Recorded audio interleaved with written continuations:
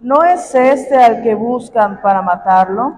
Y he aquí habla públicamente y no le dicen nada. Si habrán entendido verdaderamente los príncipes que este es el Cristo, mas este sabemos de dónde es, y cuando viniere el Cristo, nadie sabrá de dónde sea. Entonces clamaba Jesús en el templo, enseñando y diciendo: a mí me conocéis y sabéis de dónde soy, y no he venido de mí mismo, mas el que me envió es verdadero, al cual vosotros no conocéis. Yo le conozco porque él soy, y él me envió. Entonces procuraban prenderle, mas ninguno puso en él mano, porque aún no había venido su hora. Y muchos del pueblo creyeron en él y decían: el Cristo, cuando viniere, hará más señales de las que hace este. Los fariseos oyeron a la gente que murmuraba de él estas cosas, y los príncipes de los sacerdotes y los fariseos enviaron servidores que le prendiesen. Y Jesús dijo: aún un poco de tiempo estaré con vosotros, e iré al que me envió. Me buscaréis y no me hallaréis, y donde yo estaré, vosotros no podréis venir. Entonces los judíos dijeron entre sí: ¿a dónde ha de ir este que no le hallemos? ¿Se ha de ir con esparcidos entre los griegos y a enseñar a los griegos? ¿Qué dicho es este que dijo: me buscaréis y no me hallaréis, y donde yo estaré, vosotros no podréis venir? Pueden tomar asiento.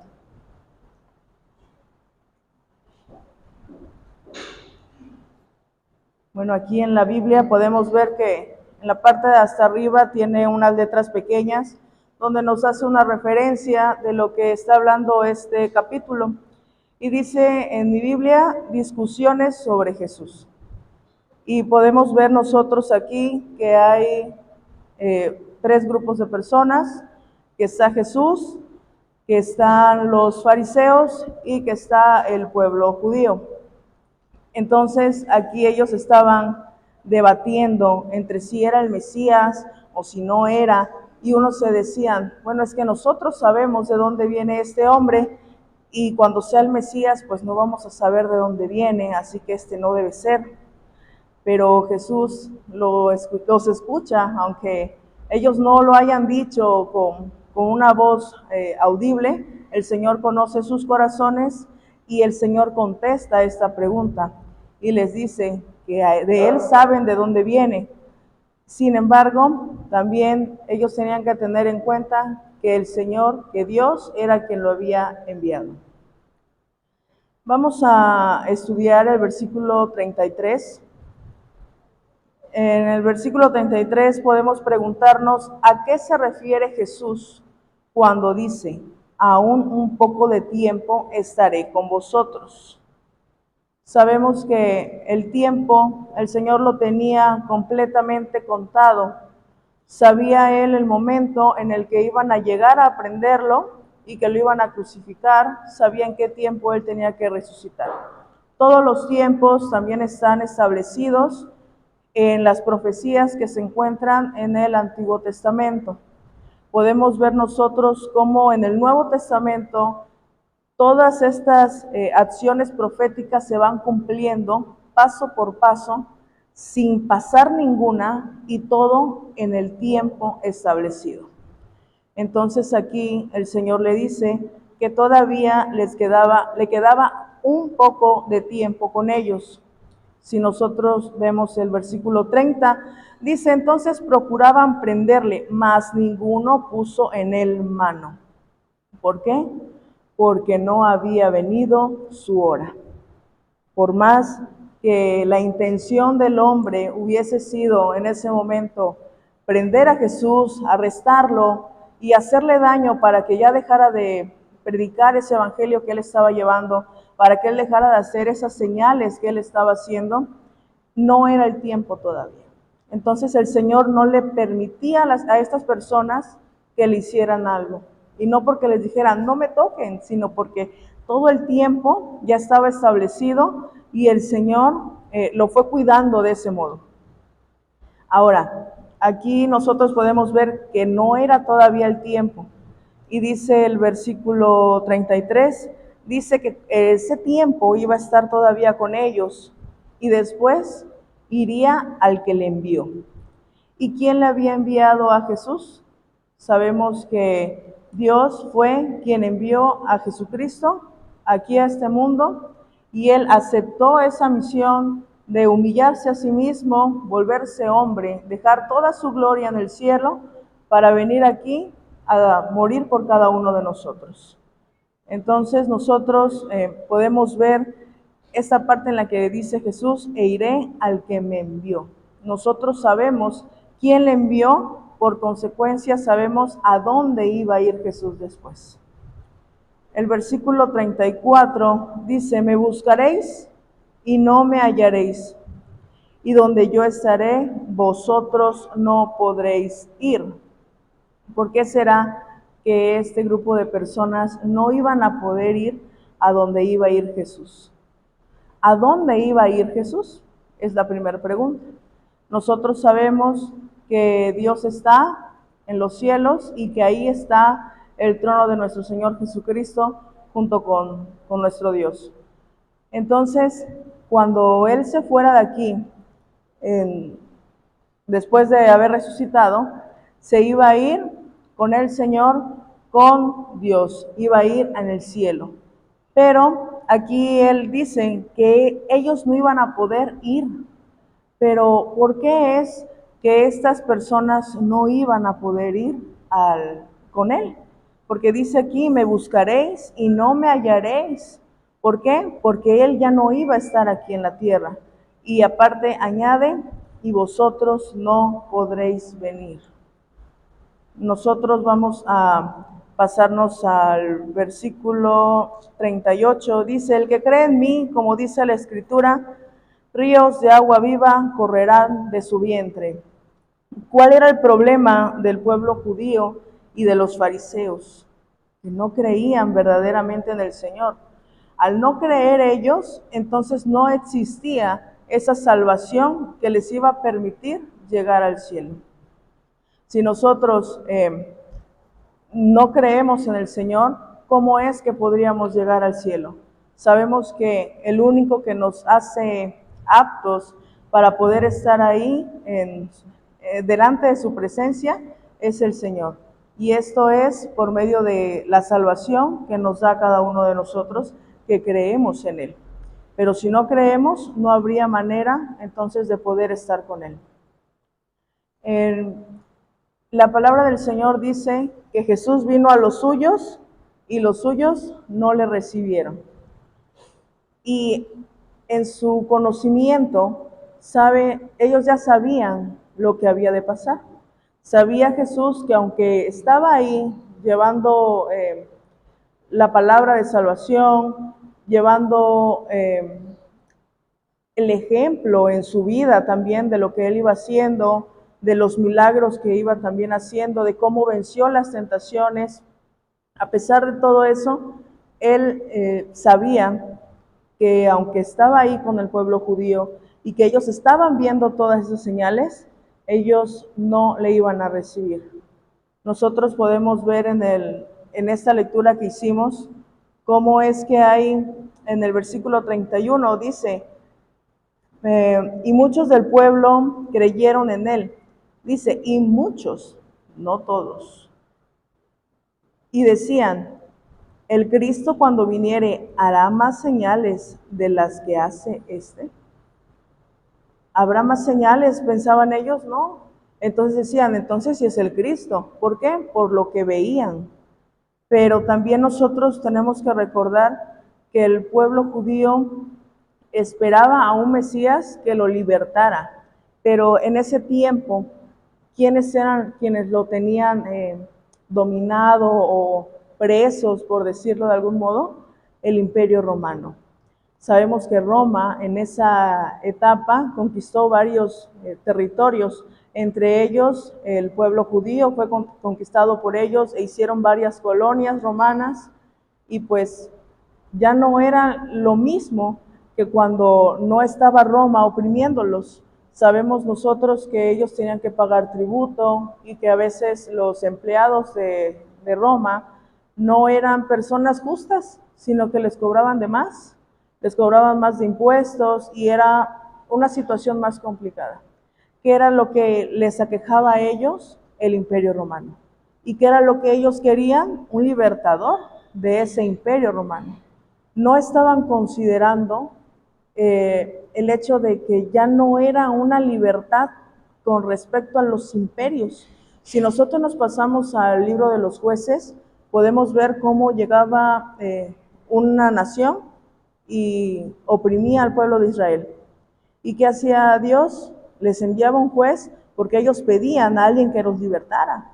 Y llegaba ese juez y los libraba. Y estaba el pueblo de Israel agradecido con Dios unos años y después se les olvidaba. Y venía otra vez el pecado a la ciudad, todos los judíos otra vez adoptaban este pecado y de esa manera llegaba otra nación y los oprimía.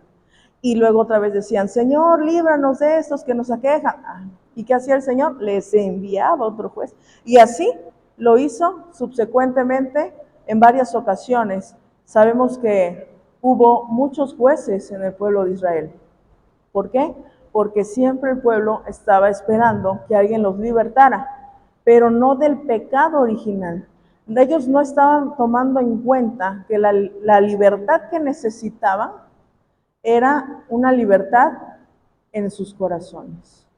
No estaban tomando en cuenta que era el pecado el que los tenía oprimidos. Entonces ellos esperaban a un libertador político, a alguien que, como en el tiempo de los jueces, llegara y le dijera a Roma, hasta aquí llegó tu dominio. Sin embargo, ¿qué pasó con Jesús? Jesús no venía a atacar a los romanos. Vemos nosotros que Jesús menciona que a Dios lo que es de Dios y a César lo que es del César. Aquí en esa parte él destaca el hecho de que las cosas del Señor son muy aparte de las cosas terrenales y políticas. Entonces aquí podemos nosotros ver uno de los puntos que decepciona al pueblo judío. Entonces, aunque ven todas las señales y ven todos los milagros que hace Jesús en la tierra, creen por lo que ven. Pero cuando llega ese punto en el que ellos necesitan ese libertador político y se dan cuenta que Jesús no es, entonces dicen, no, pues tienen razón, hay que matarlo porque ese no es. Este es un falso Mesías. Y podemos nosotros ver cómo pues el Señor ya sabía este punto en el que, aunque estaba Él ahí predicando, llevando el Evangelio, presentándose como el Hijo de Dios, estaban creyendo en Él, pero no como el Hijo de Dios, no como el Mesías verdadero, sino que lo estaban viendo como un juez más que los iba a libertar de la esclavitud. También podemos ver aquí que se encontraban los fariseos en el versículo 32. Dice que los fariseos estaban escuchando todo esto. Dice que la gente estaba murmurando y decían, bueno, sí, entonces si este hombre hace muchas señales, entonces sí es el Cristo. Pero no lo decían con tanta certeza, porque también había momentos en el que decían que tal vez era un espíritu maligno el que estaba dentro de él y por eso hacía milagros. Sin embargo, siempre el Señor tuvo la manera de contestarles y de demostrarles que era Dios quien estaba con él. Y en ese momento los fariseos escuchan estas murmuraciones y se dan cuenta que pues ellos también son parte del público al que Jesús le estaba diciendo que los iba a buscar y que no los iba a hallar. Que ellos iban a buscar a Jesús y que no lo iban a hallar y que Él se iba a ir donde estaba el que le envió, pero que ellos no iban a poder ir con Él. Entonces, ¿quiénes eran los fariseos? Nosotros sabemos que los fariseos, bueno, eran personas dedicadas al templo, al punto de que habían casas alrededor del templo que eran de los fariseos. Es como si todos nosotros dijéramos, vamos a rentar o a comprar las casas que están aquí alrededor para estar cerca de la iglesia y venir a cada rato. Entonces era lo que hacían ellos. Ellos estaban muy inmiscuidos en las cosas del templo, de lo que era lo que ellos estaban creyendo, de su religión. Pero, ¿qué era lo que pasaba con ellos? Aunque conocían y sabían de los tiempos del Señor y sabían que de esa estrella cuando nació Jesucristo, que vemos que guió a, a los magos de Oriente y les dijeron, este es el Cristo, que hasta Herodes mandó a matar a los niños. ¿Por qué? Porque ¿qué decía Herodes? No, pues este es el rey, va a querer quitarme la corona y yo no me voy a dejar. Entonces aquí es una situación muy política la que viven también los fariseos. Vamos a leer en Juan 11.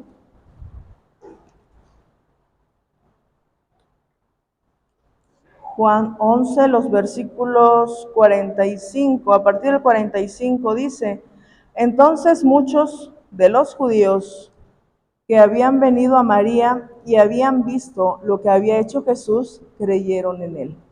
Mas algunos de ellos fueron a los fariseos y dijéronles lo que Jesús había hecho. Entonces los pontífices y los fariseos juntaron concilio y decían, ¿qué hacemos? Porque este hombre hace muchas señales. Si le dejamos así, todos creerán en él y vendrán los romanos y quitarán nuestro lugar de la nación.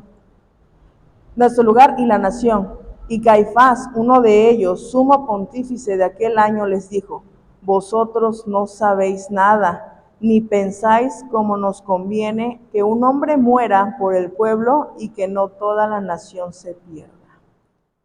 Nosotros sabemos que esto era una profecía que está escrita en el Antiguo Testamento, que en ese momento se estaba cumpliendo por boca de Caifás.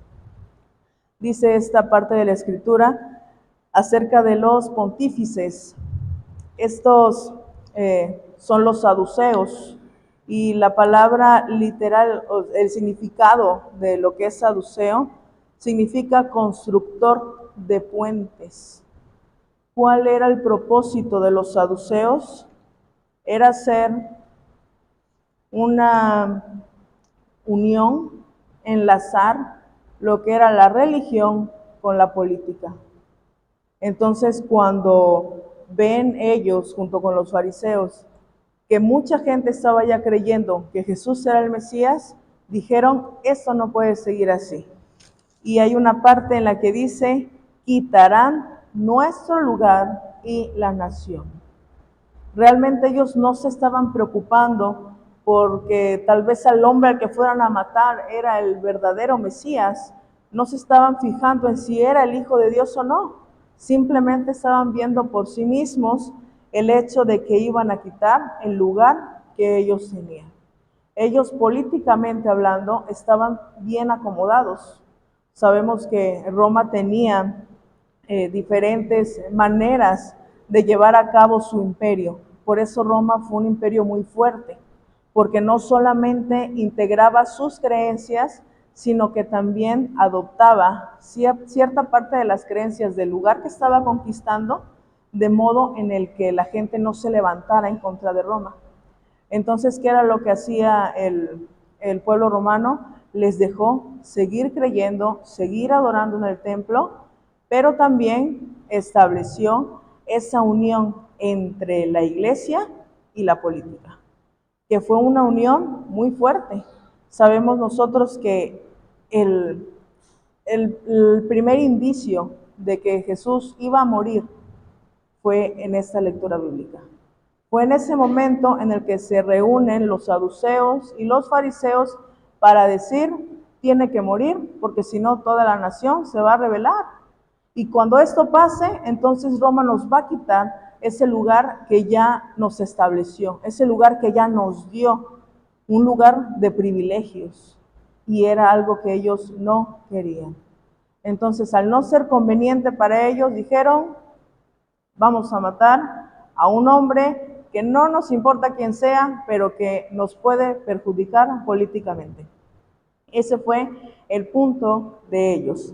Y entre los saduceos también había fariseos, hombres que estaban dedicados al templo, que conocían y que también tenían ese cuidado por las cuestiones políticas, más que por lo que estaba profetizado.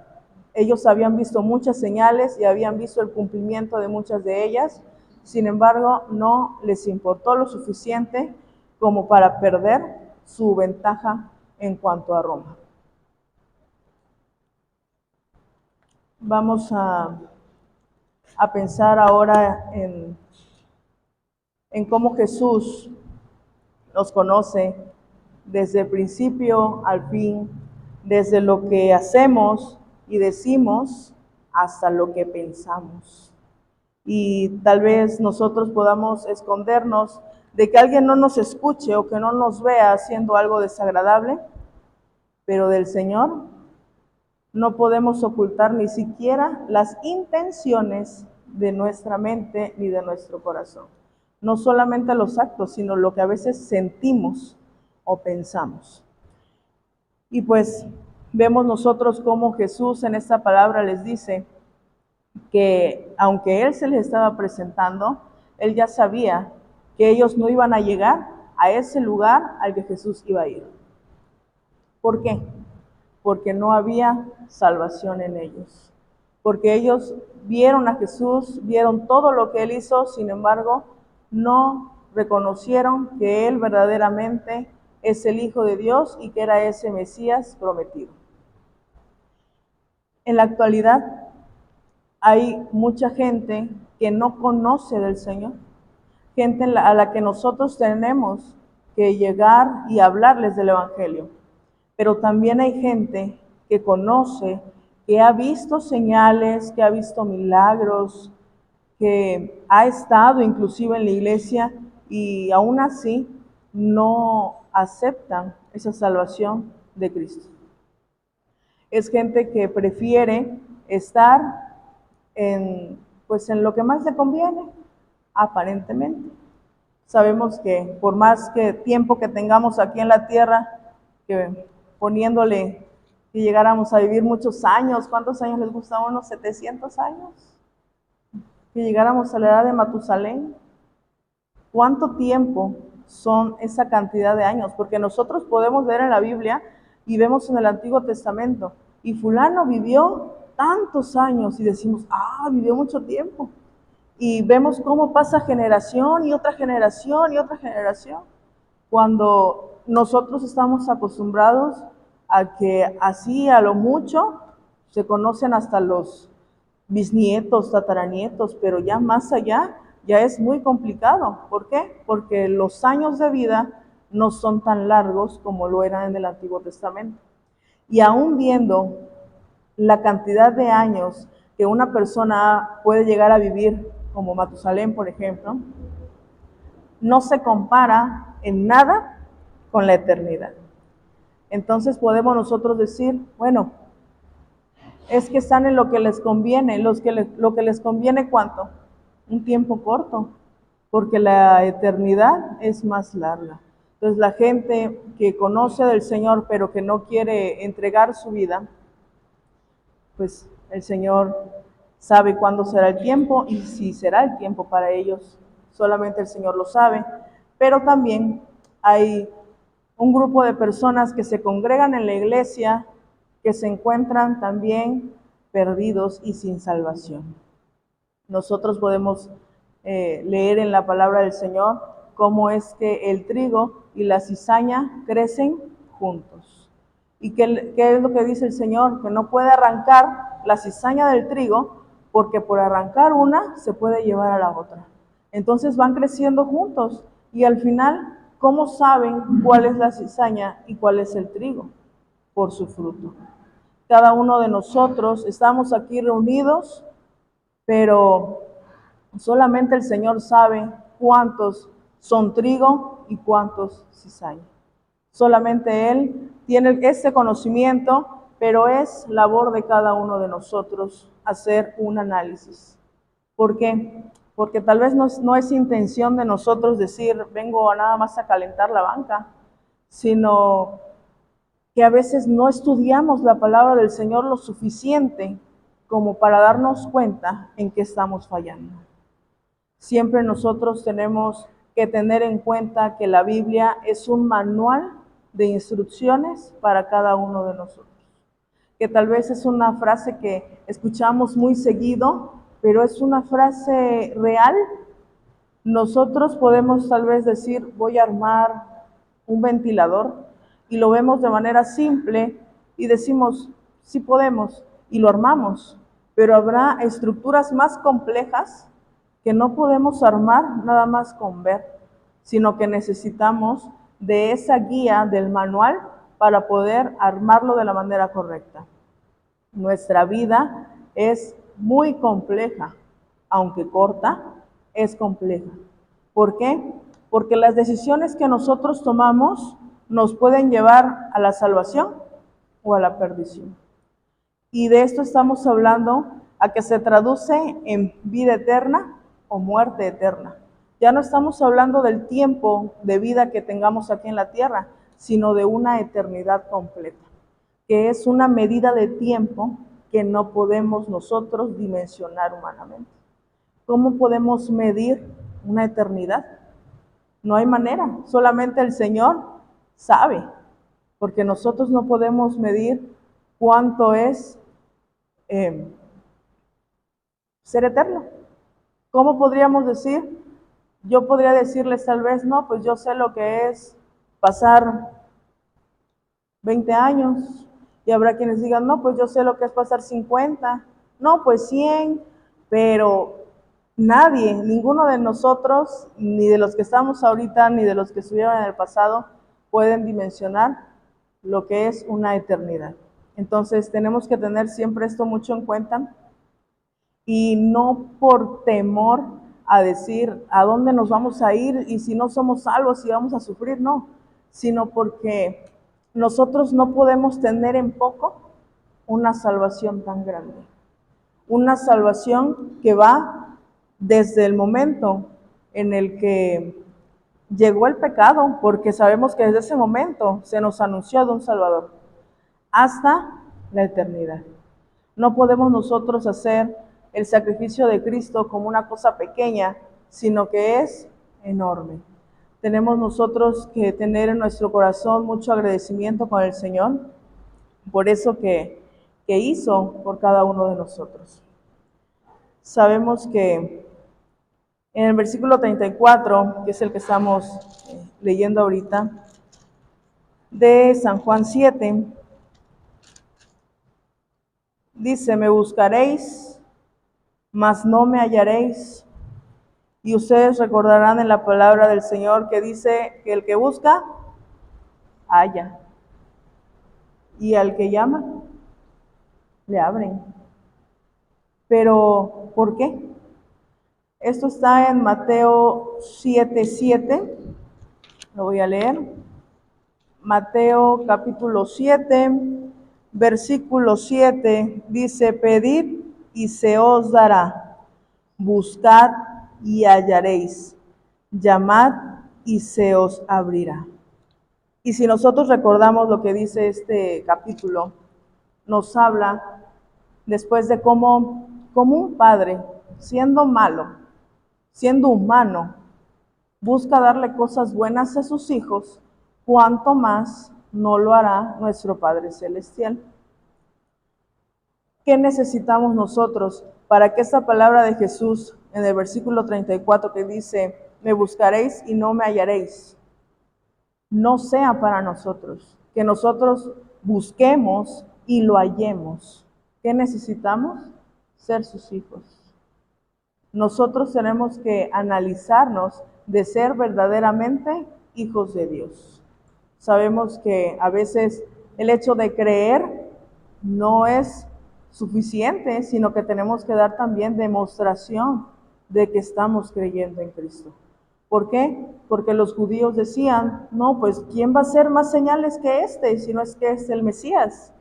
Este tiene que ser el Mesías, porque está haciendo muchas señales. Pero al final no creyeron. Aunque aparentemente creían, no tenían esa convicción en su corazón de que realmente Jesucristo era el Mesías. Todos nosotros debemos de tener esa convicción en nuestro corazón de que Él es quien vino a morir y a resucitar por la salvación de cada uno de nosotros. Y debemos de tener ese cuidado de no ser como los fariseos que estaban escuchando nada más y conocían toda la palabra, toda la escritura, pero aún así buscaban sus intereses. Nosotros tenemos que tener cuidado de no decir, voy a buscar más mi comodidad, mi interés social, político, cultural, lo que sea, pero teniendo el título de cristianos. Nosotros no podemos decir, ser cristiano es un título, porque no es un título. Sabemos que tenemos que buscar esa manera de vivir. Dice la palabra del Señor que tenemos que revestirnos de ese nuevo hombre y dejar el hombre viejo. Si nosotros seguimos como ese viejo hombre que estaba viciado conforme a los deseos del error, entonces no estamos siendo cristianos verdaderamente. Solamente estamos llevando el título de que soy cristiano.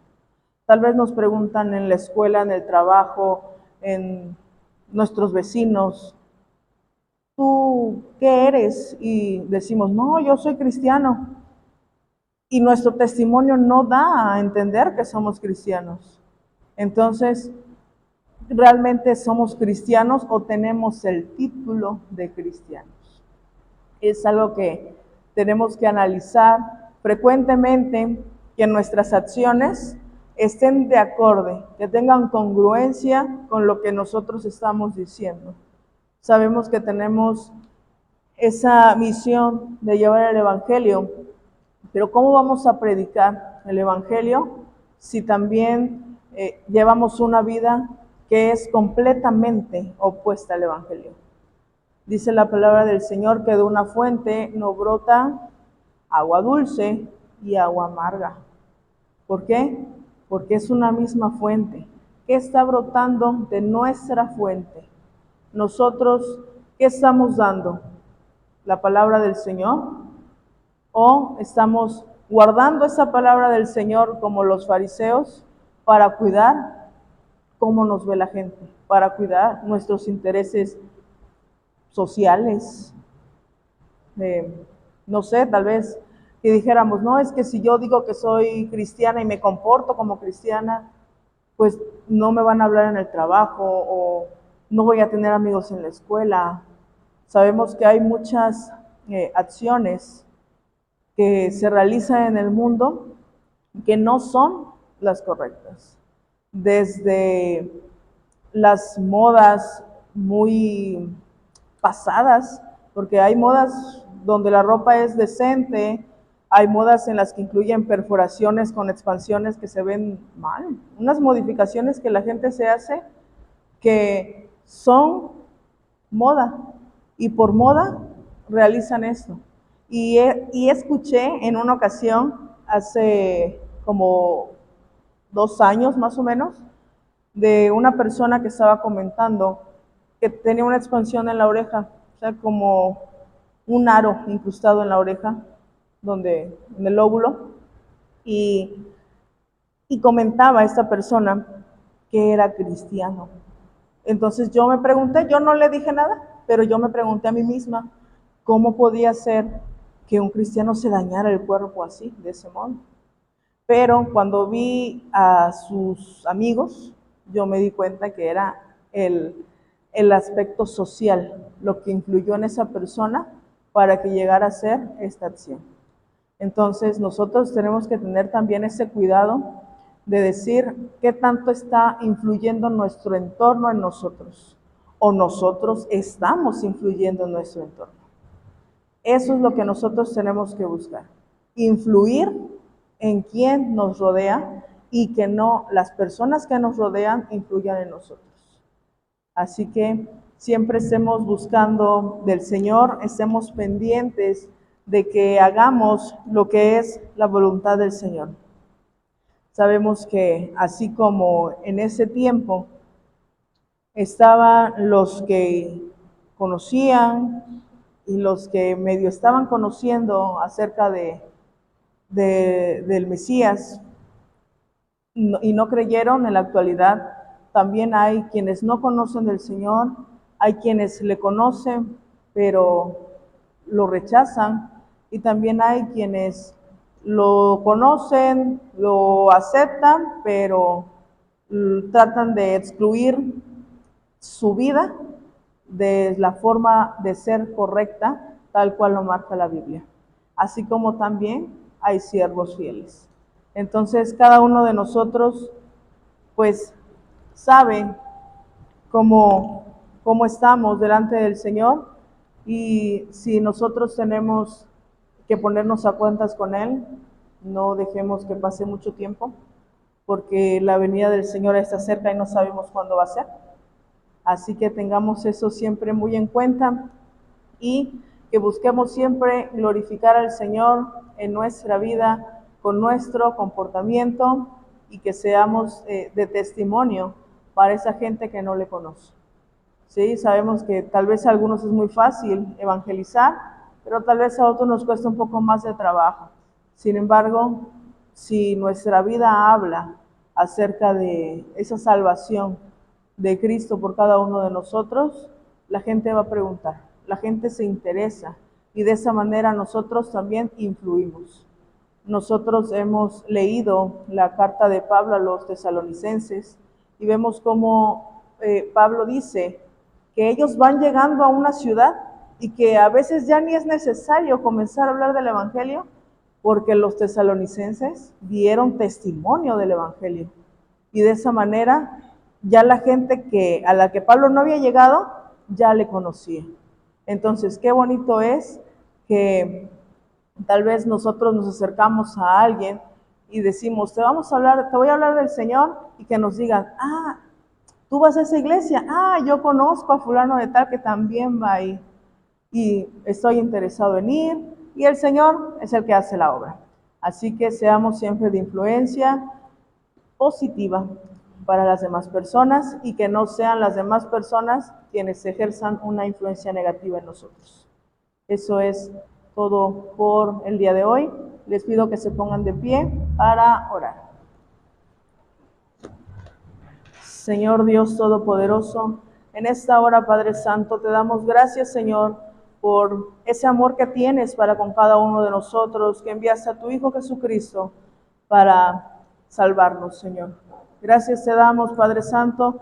Te pido en esta hora, Señor, que sea tu Espíritu Santo el que actúe en cada uno de nosotros, que nos ayude, Señor, a entender qué estamos haciendo bien, qué estamos haciendo mal, Señor, que podamos también rectificar nuestro camino en caso de que estemos en el camino equivocado. Gracias te doy, Señor, por tu Espíritu Santo que pones en cada uno de nosotros para que podamos ser redarguidos